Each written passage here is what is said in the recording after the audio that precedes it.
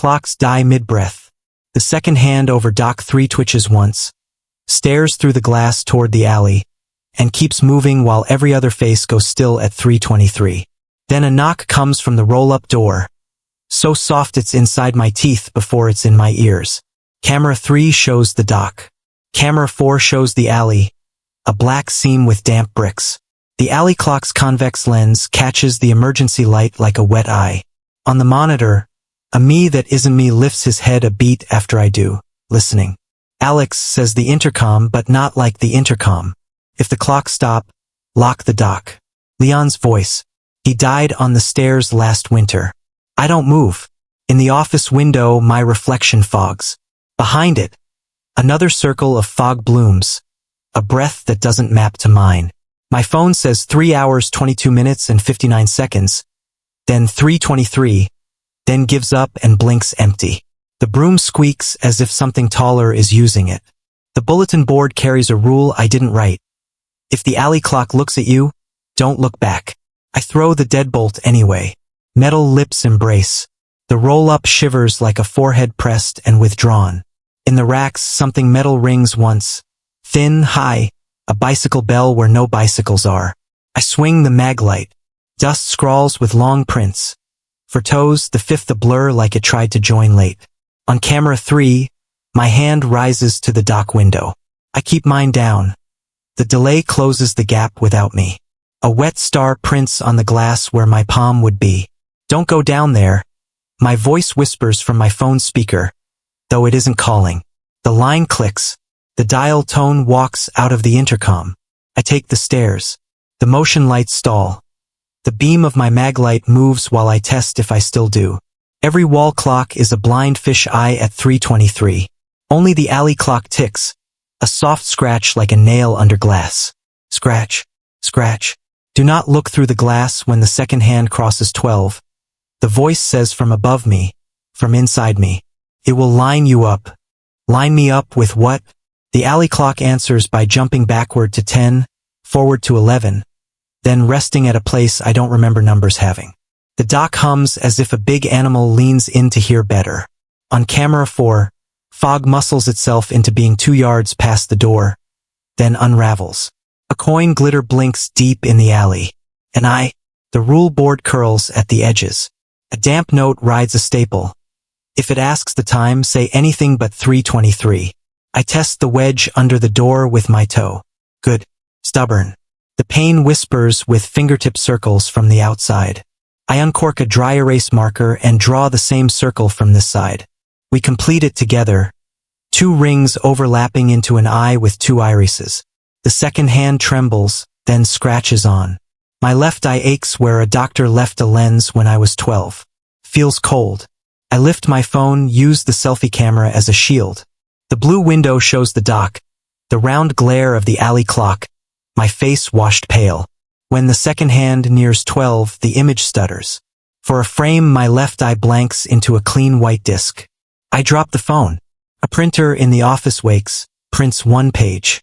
The paper slides to my boot as if pushed from under the racks. Dock 3 delivery 3:23 Alex. The signature is my name written by a hand wearing me wrong. Don't sign.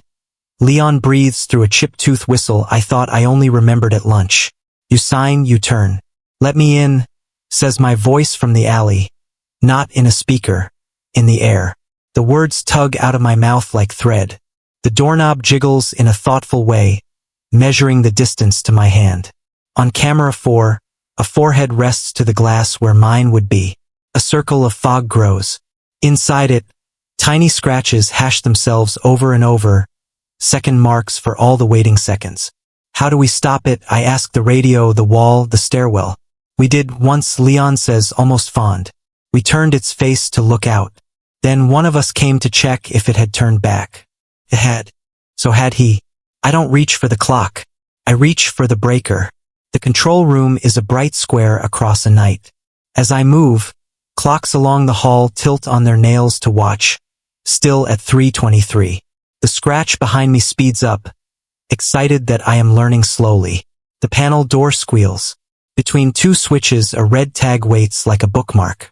Don't kill the alley, it says in Leon's hand. It won't like the dark. The intercom taps 12 12 12, as soft as my pulse. I kill the lights anyway. Silence arrives with weight. The only glow left is the alley clock's face. A faint, sick moon. Its second hand sweeps because something wants, not because something wins. The stairwell door opens without a click. Snow and old iron walk in. A boot scuffs the floor. Leon stands at my shoulder by not standing at my shoulder.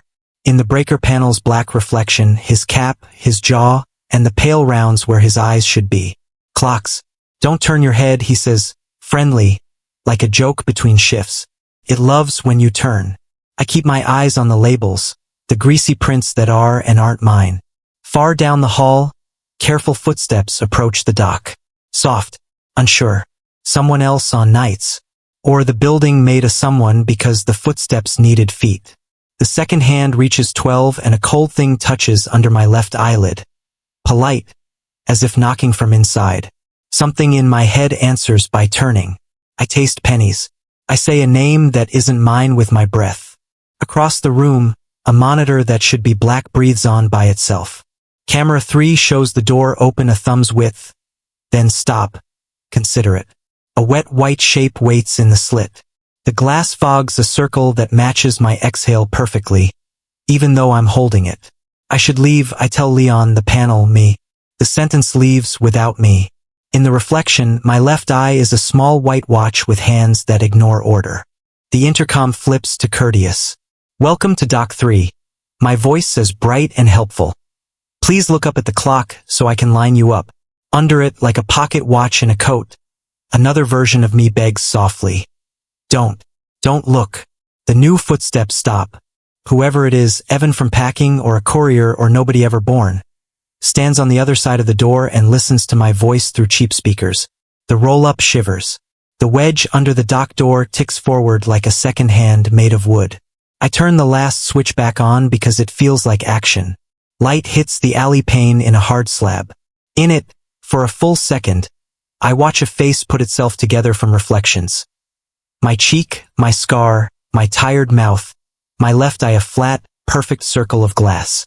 It smiles wrong. It wears my name tag with the letters in relief like pressed foil. It looks at me instead of the alley. The clock over the dock ticks happy, then stops with the others, finally satisfied. The knock that follows is gentle and patient. Leon's hand, or the thing that used to use his bones, closes over my wrist with the easy strength of instructions practiced. Don't make them wait, he says, and his eyes revolve a little, both second hands crossing 12 in friendly agreement. The voice in the speaker that used to be mine clears its throat and says my next line.